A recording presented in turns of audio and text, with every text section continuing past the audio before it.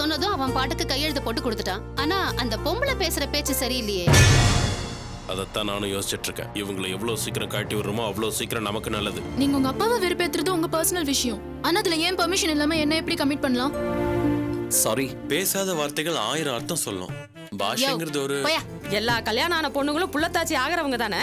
சரி வா, நம்ம ஆஸ்பத்திரிக்கு போயிட்டு வந்துடலாம் வா. இப்பவும் கூட அவ பையன் லவரை கூட்டிட்டு போய் அவங்க அம்மா வீட்டில் வச்சு பேசிட்டு இருந்திருப்பேன்.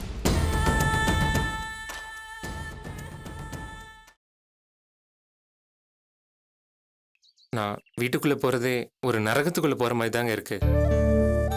அங்கிருந்து என்னை மீட்டு எடுத்துட்டு வந்து புத்தகங்களை கொடுத்து அற்புதமான ஒரு உலகம் இருக்கு பாருடா அப்படின்னு சொல்லி சொர்க்கத்தோட கதவை திறந்து விட்டதே நீங்க தாங்க. எனக்கான இந்த உலகத்துல இருக்கிற ஒரே துணை உங்க பேரும் நீங்க அறிமுகப்படுத்தின இந்த புத்தகங்களும் தான். நேற்று நைட்டு தூங்குறப்போ உங்க பேரை சொல்லி புலம்பியிருக்கேன்.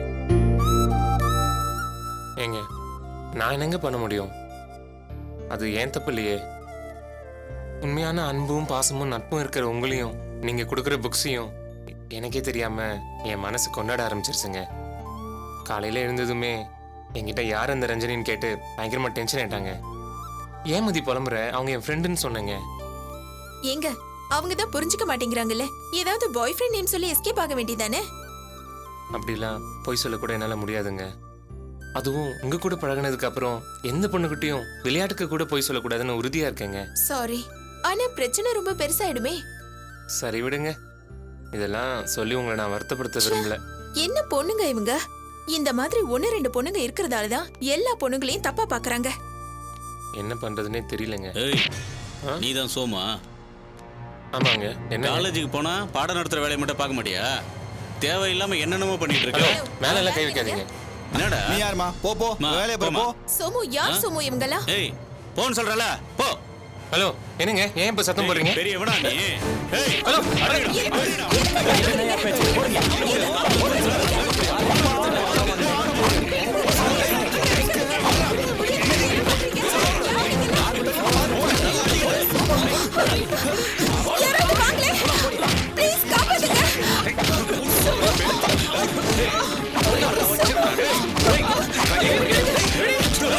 அடிக்காதீங்க சார், ப்ளீஸ் சோமு, ப்ளீஸ் யாராவது வாங்க.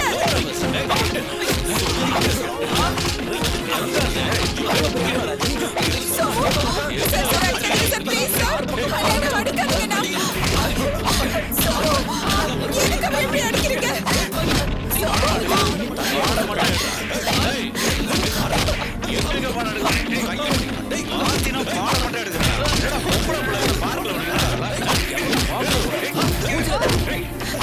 ப்ளீஸ் சார், அடிக்காதீங்க.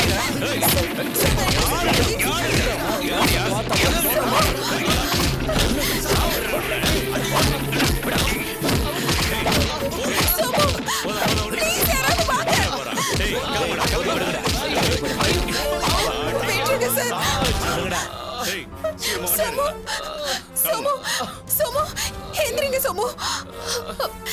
யார் சோமு அவங்க? தெரியலையே. சரி வாங்க, முதல்ல போலீஸ் ஸ்டேஷன் போலாம். யாரு மேல கம்ப்ளைண்ட் கொடுப்பீங்க? சரி வாங்க, ஹாஸ்பிட்டலுக்காவது போலாம் வாங்க.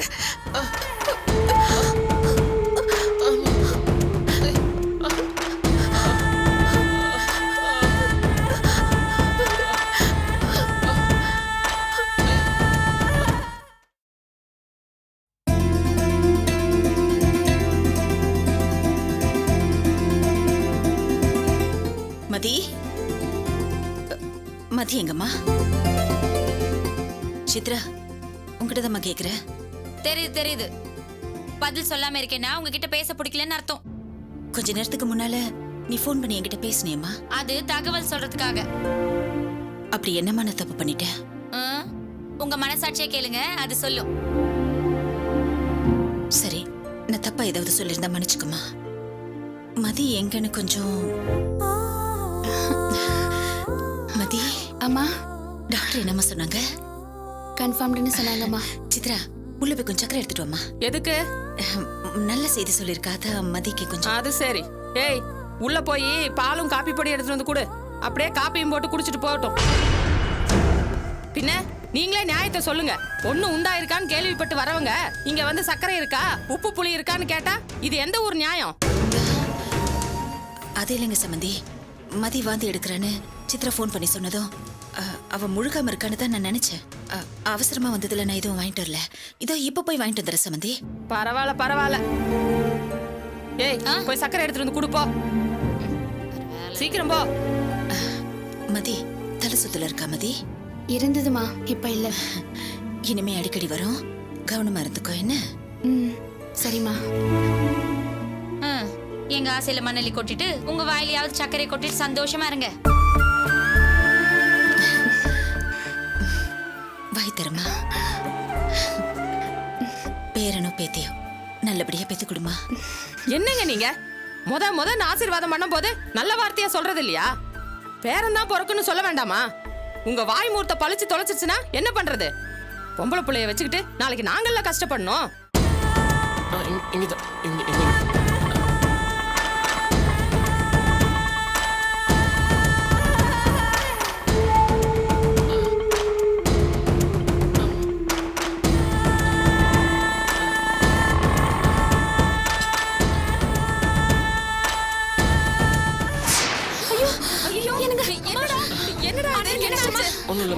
முதல்ல இப்படி உட்காரு.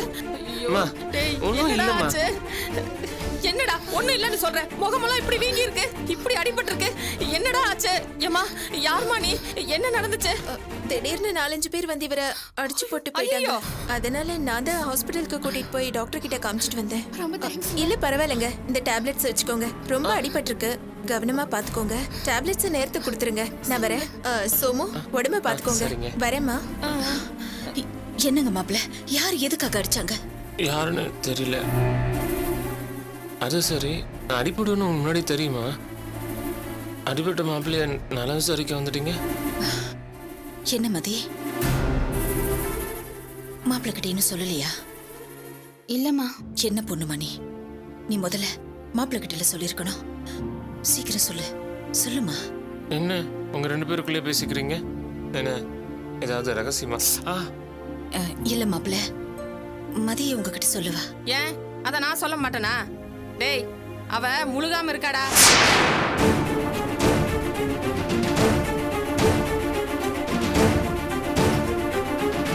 என்னங்க எதுவுமே சொல்லாம இருக்கீங்க? நீங்க அப்பாவாக போறீங்க. ரொம்ப சந்தோஷமா இருக்கு. அதான். டேய் ரொம்ப சந்தோஷப்பட்டுக்காதடா, அது உன்னை வாழ வைக்க வரல, இந்த குடும்பத்தை அழிக்க வந்திருக்கு. முதன்னு இவ கர்ப்பமா இருக்கான்னு செய்தியை சொல்றப்பவே என் புள்ள உசுருக்கு சேதாரமாயி வந்து நிக்கிறான். வீடு நல்லா விளங்கிடும்.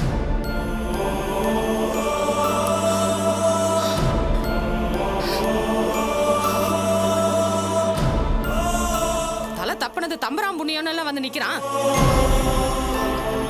இவன் கல்யாணம் முடிஞ்ச கையோட ஜோசியரை போய் பார்த்தேன். ஜோடி பொறுத்ததை பார்த்துட்டு ஜோசியக்காரன் ஐயோன்னு அலறிட்டான். நான் கூட அப்ப அதை பெருசா எடுத்துக்கல.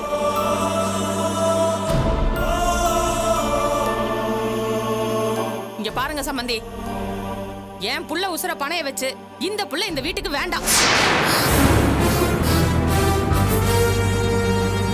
உங்க மகளை கூட்டிட்டு போய் முதல்ல அந்த கருமத்தை கலைச்சிட்டு வாங்க. போங்க. வாயை மூடுங்க.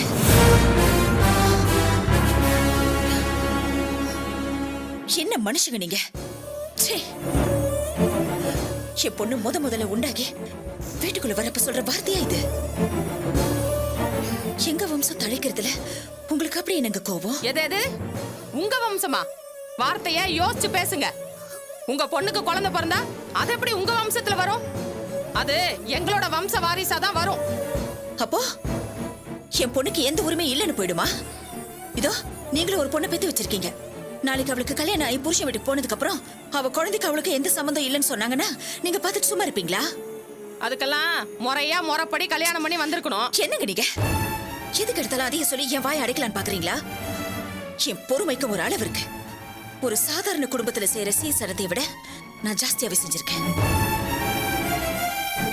கல்யாணம் முடிஞ்சு இன்னைக்கு குழந்தை வரைக்கும் வந்திருக்காங்க. இன்னும் பழசையை பேசி பிரச்சனை பண்ணலான்னு நினைச்சீங்க, அப்புறம் நான் சும்மா இருக்க மாட்டேன். என்ன என் மகளையும் படுத்தி வச்சது பத்தாதா? இப்பதான் உண்டாயிருக்கு. அந்த சிசு மேலே உங்க அதிகாரத்தை காட்ட ஆரம்பிச்சிட்டீங்களா? பொண்ணை கட்டி கொடுத்துட்டோமே, நம்ம ஒரு சின்ன வார்த்தை சொன்னா கூட அவளுக்கு சங்கடமா போயிடுமேடுதா இத்தனை நாள் வரைக்கும் நான் மூச்சு கூட விடாம இருந்தேன்.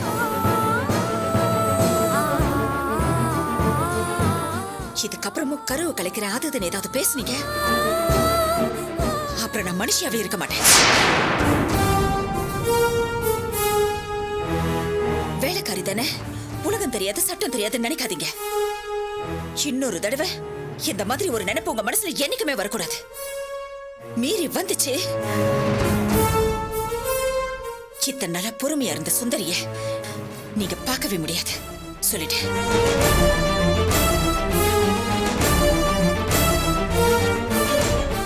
இத பாருமா, நீ எதுக்கும் கவலைப்படாத. நான் தினமும் வந்து உன்னை பாக்குறேன்னு. இத பாரு, மனசுல நீ சின்னதா கூட கவலைப்படக்கூடாது. தைரியமா இருக்கணும் என்ன?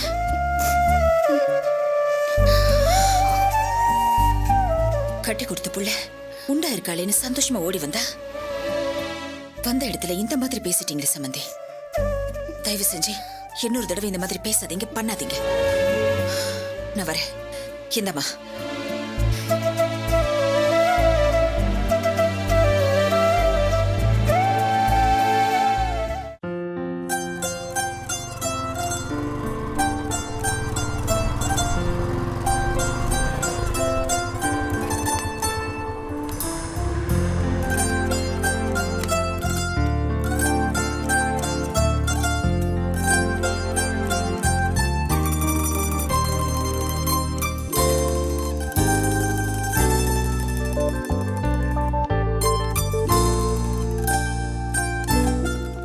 சொல்டா, வர சொல்லி ஃபோன் பண்ணியிருந்தேன்.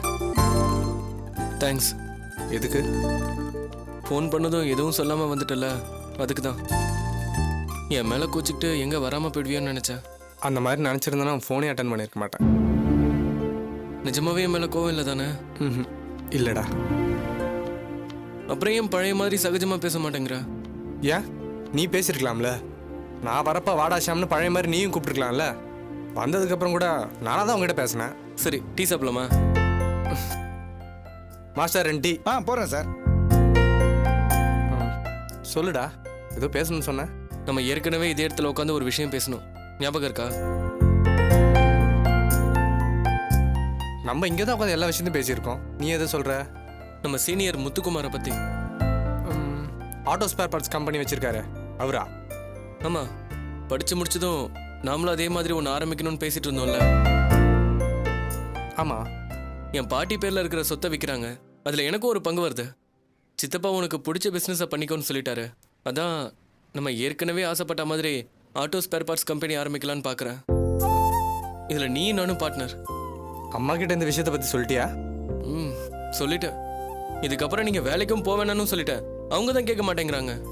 Sir tea sir.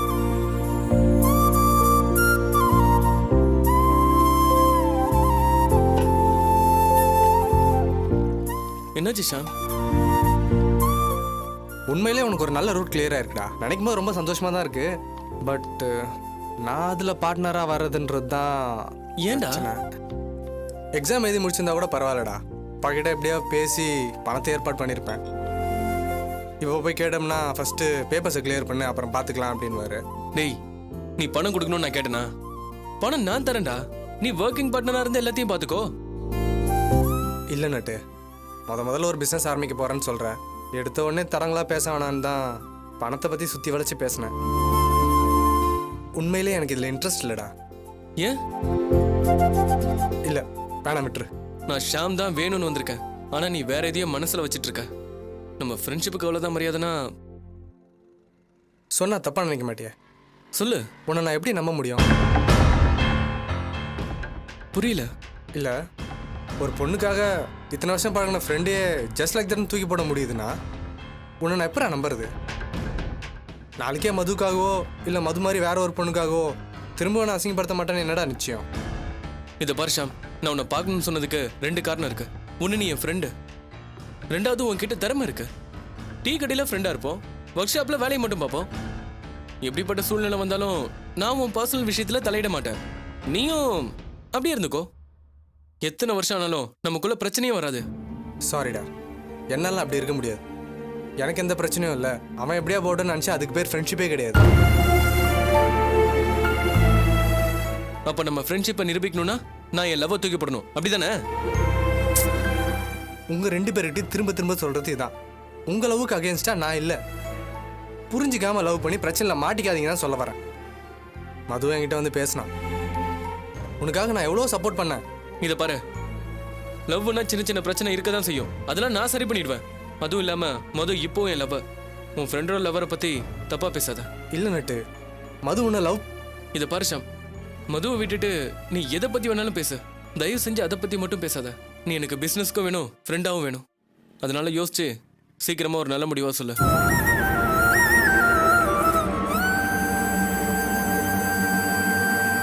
நான் வரேன்டா.